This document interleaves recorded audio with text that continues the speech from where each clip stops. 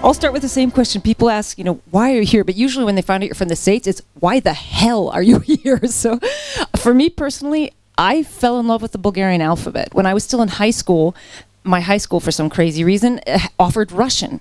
And I saw the letters dancing on the bulletin board, the frilly zh, the cute little t with the cattail, the poor backwards R, and I thought, oh my God, this is so interesting and exotic. I've got to find out more. And of course, like all the world's ignoramuses, I thought it was the Russian alphabet, which Bulgarians have since drummed out of my head. It's the Bulgarian alphabet.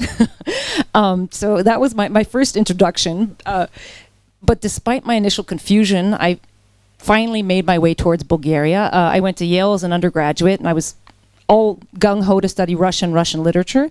And then I joined the Yale Slavic Chorus, which sang music from all over Eastern Europe. And I heard the Bulgarian music, and I was like, whoa, this is my music. And so I sort of veered away from Russian to some degree and sort of started focusing on Bulgarian. They didn't teach Bulgarian. This was like the early 90s. There weren't a lot of Bulgarians in the United States. But the strange thing was I really compartmentalized. Okay, with Russian, I was, reading Pushkin, Mayakovsky, Bulgakov, like all these modern writers.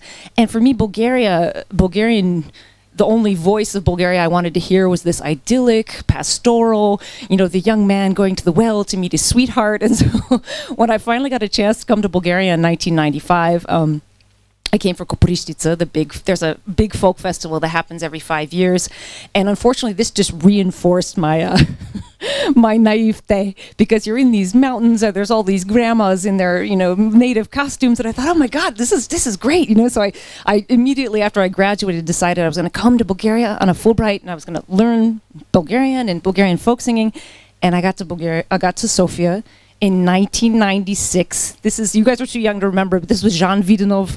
This was when every day the currency was being devalued. It went to like 3,000 lev to the dollar. It was a crazy time to be in Bulgaria, but for me it was very eye-opening, because I think as Americans we tend to take for granted our standard of living, the fact that civil society exists. And for me as a young American, I mean, my grandparents had lived through the Great Depression, but they didn't really ever talk about it. So I think my parents' generation and my generation, we just sort of took it as a given that we have the standard of living, that our banking system works, that generally our government isn't overly corrupt. And just coming to Bulgaria at that period was such a good lesson for somebody to be like, this is actually incredibly fragile, what we have in America. And we need to make sure that we're not letting it go or falling asleep at the wheel. And for me, it was also a good time for me to understand that, okay, there's a lot more. I'd come thinking the Bulgarian, like the Mystery of Bulgarian Voices, there's a very famous choir, was like the Bulgarian voice. And then all of a sudden I realized that actually folk music isn't that popular here. I think especially in the 1990s, it still had a sort of aura of socialist propaganda around it. And so most people weren't interested. It was something that you did as a kid in school, or your grandma did at the local, chitalište. So it forced me when I got to Sofia University to listen to a lot of different Bulgarian voices, listen to writers and intellectuals who were frustrated with the inability to get rid of the communist nomenclatura, young people who were thinking of immigrating because they didn't see any future here, young people who wanted to stay but didn't quite know how that was going to happen. So for me, it was absolutely eye-opening in the sense that I heard all these Bulgarian voices that I had in my sort of naive imaginings about Bulgaria had never thought existed. And so I had a wonderful, wonderful year at Sofia University. I did find a folk singing teacher. She was one of the singers from the Mystery of Bulgarian Voices. And then, talking about failure, and then I made what I think is the biggest mistake of my life. I chickened out, I left. I felt myself on the cusp of like, I could stay here, but there was this sense of, okay, I've got to go back to the States. I've got to get a real job. I went to Yale after all. I got to be successful.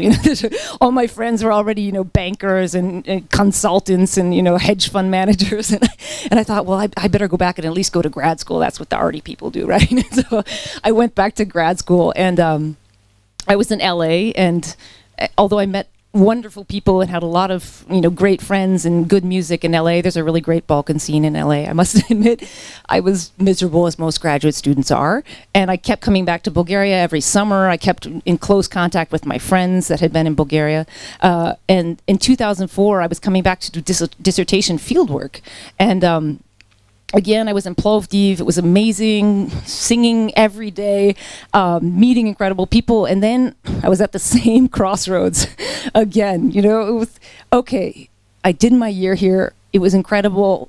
There's definitely some kind of unfinished business. Like, I didn't know what it was exactly, but I felt like, okay, there's something that I have to do here in Bulgaria, but what is it? And so I decided, okay, I'm not going to make the same mistake again. And I just dove in. I quit grad school, broke up with a long-term boyfriend, said bye to my parents, and basically I had $200 in my bank account and no clear plan of action. So what happened? Basically, I decided, okay, I've been, for the last 10 years at that point, been taking advantage, not taking advantage, but I've been learning Bulgarian voice. I want my voice to sound like a Bulgarian's. I want to learn how to sing like a Bulgarian woman. I should put that, but all of a sudden I'm like, okay, how can I pay that back karmically? And I just sort of fell into the situation where I met some musicians who were also writers. And since I had studied literature, I was, in Russian literature, all of a sudden I thought, well, that might be kind of cool to try translating.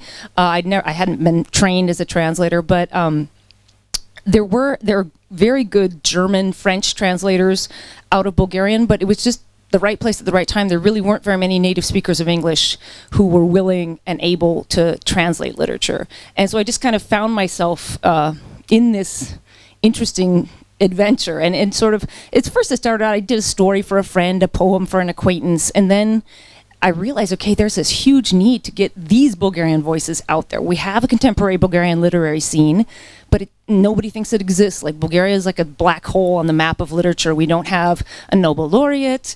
We don't have a famous novel that's put us on the, sort of like the bridge over the Drina. Or most countries have, their flagship literary hero, and we just didn't have that. So I sort of took it on as a mission of sorts. Of course, again, I was faced with my fears because and they wasn't without dithering and cowardice. I actually worked as a consultant for the first 2 years when I came back, because I was just afraid I wouldn't be able to, like, purely financially survive as a literary translator. But I realized, okay, maybe I'm not, while my friends and students that I, back in the US, they were all, building their 401ks and, doing their hedge fund management. And I thought, in one hand, okay, here I am, I'm, struggling with verb forms and, crappy Panelki apartments and, these sort of experiences. But, at the end of the day, I absolutely would not trade my experiences for them, because frankly, I've been very happy for the last 10 years translating, and I think I'd like to think it has made a difference. I think, not myself personally, there's a group of us, the Elizabeth Kostova Foundation, a wonderful foundation that supports Bulgarian writers and translators. I think we've sort of created a wave, publishing in magazines, publishing novels. I've done plays, and basically getting people to understand that, okay, Bulgaria has a contemporary culture. It's not just about, folk music. There is a contemporary art scene here that is very valuable. It just needs that person to translate it and to get its voice out there into the world stage. And so that's my translation career. So now, for the last 2 years, I've been the executive director of the Bulgarian Fulbright Commission. And if people don't know what we do, we basically do exchanges. We send Bulgarians to study and to teach and to do research in the US. And then Americans come here to study and teach and do research. And that's how I came here originally. And I like to think that it's sort of another gradation of what I've been doing, sort of giving Bulgarians a voice and then helping Americans who come here understand, is this their calling? And we've had a lot of people who are in my situation as well. They come here, they fall in love with the country, with the people, and they say, okay, how can I stay and how can I make a difference? Whereas for Bulgarians, we send them to America and they have to come back. That's part of their visa requirement. We're not doing brain drain. But they have to come back for at least 2 years, and just basically giving them this opportunity to represent Bulgaria abroad. And I think as an example of like giving, especially young people, a voice, we have a really great program, which I think I'm the most proud of Fulbright. We have English teaching assistants who are young Americans that are in like 30 different high schools all over Bulgaria.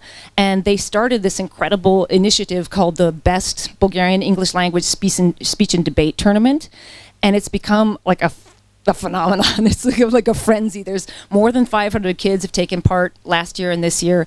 And basically it's a debate, but also oratory, speaking on a topic that you care about for 10 minutes in English, doing performances, like duo performances, performing prose. And it's just incredible to see these kids finding their own voice. Because I mean, these are provincial towns. We're talking Kyrgyzstan, Vidin, Pleven, towns. And I think, unfortunately, the Bulgarian education system causes them to think, well, I'm just a kid. I'm just, live in this town. I'm not in the capital. What difference could I make? And I think it's been really powerful for me to see how these kids are transformed by saying, okay, I do have a voice, and it does matter, and it can make a difference. Sort of trying to teach them taking self-initiative. Like if they want to go to these tournaments, they got to raise money. They can't wait for the school or the mayor or their parents to give them money. Let's do bake sales. Let's do benefit concerts. Let's trying to instill in people that, okay, you can take your fate in your own hands, and you don't have to wait for something to come down from above, which is great, which I think you are all, all the young Bulgarians that are here, I'm just preaching to the choir, right? Because you guys already have figured that out long ago. So that's one, I think, an extension of the work I've done to help Bulgarians get their voice out there, because frankly, Bulgarians helped me get my voice out there, so it's just paying it back. So at the end, I wanted to do a little thank you serenade, because yesterday was International Women's Day, and I have so much to thank Bulgarian women who taught me how to sing. So I'm going to sing a very short song. I didn't warm up, so it might be a disaster. But this is a reaping song from Pazardzhik. Pole, pobe.